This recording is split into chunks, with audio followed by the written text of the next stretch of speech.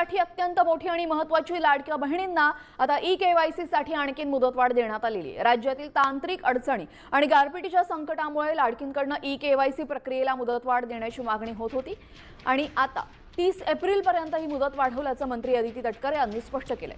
त्यामुळे ज्या लाडक्या बहिणींनी ई-केवायसी केलेली नाही त्यांना आणखीन एक संधी मिळणार आहे।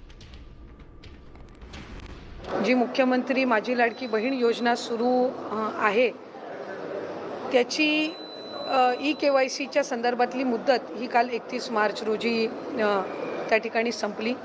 तर आपण पाहिलेलं असेल लाडक्या बहिणींसाठी अतिशय मोठी गुड न्यूज या ठिकाणी देण्यात आलेली आहे। सरकारने आता ई-केवायसी ची मुदत वाढ करण्यात आलेली आहे। लाडक्या बहिणींनो, तुमची ई-केवायसी ची दुरुस्ती राहिलेली होती का? कमेंट बॉक्स मध्ये सर्व लाडक्या बहिणींनी नक्कीच सांगा आणि या व्हिडिओला स्किप न करता संपूर्ण व्हिडिओ पहा। बघा, आता लाडक्या बहिणींचा हप्ता जो आहे तो थांबणार नाही। तुमच्यासाठी ही मोठी आनंदाची बातमी आहे। काय म्हटलं नेमकं आपण डिटेल मध्ये बघूया। त्यासाठी तुम्ही हे व्हिडिओ शेवटपर्यंत नक्कीच पहा, जेणेकरून तुम्हाला संपूर्ण अपडेट पाहायला मिळेल। सुरुवातीला देखील तुम्ही पाहिलेला असेल, त्यासोबत तुमचा फेब्रुवारी महिन्याचा हा हप्ता जमा झालेला आहे की नाही सर्व लाडक्या बहिणींनी कमेंट बॉक्स मध्ये नक्कीच सांगा। तर बघा, लाडक्या बहिणींना मोठा दिलासा भेटलेला आहे ई-केवायसी दुरुस्तीसाठी। 30 एप्रिल पर्यंत डायरेक्ट मुदत वाढ देण्यात आलेली आहे। लाडकी बहीण योजनेतील लाभार्थ्यांसाठी ई-केवायसी ची दुरुस्ती मुदत जी आहे 30 एप्रिल 2026 पर्यंत वाढवण्यात आलेली आहे। त्यामुळे लाडक्या बहिणींसाठी मोठा दिलासा या ठिकाणी भेटलेला आहे। नेमकं काय म्हटलं बघू शकता। स्वतः महिला आणि बाल विकास मंत्री अदिती तटकरे यांनी या ठिकाणी ट्विट करून माहिती दिली। बघा, त्यांनी काय म्हटलं, मुख्यमंत्री माझी लाडकी बहीण योजनेतील लाभार्थ्यांना ई-केवायसी सुधार करण्यासाठी 31 मार्च पर्यंत मुदत दिली होती, परंतु राज्यात उद्भवलेले अवकाळी पावसाचे व गारपिटीचे संकट, राज्यातील लाडक्या बहिणीकडून झालेली मागणी या पार्श्वभूमीवर माननीय मुख्यमंत्री श्री देवेंद्र फडणवीस साहेब, उपमुख्यमंत्री श्री एकनाथ शिंदे साहेब, उपमुख्यमंत्री श्री सुनित्रा काकी पवार यांच्या सूचनेनुसार ई-केवायसी दुरुस्ती मुदत 30 एप्रिल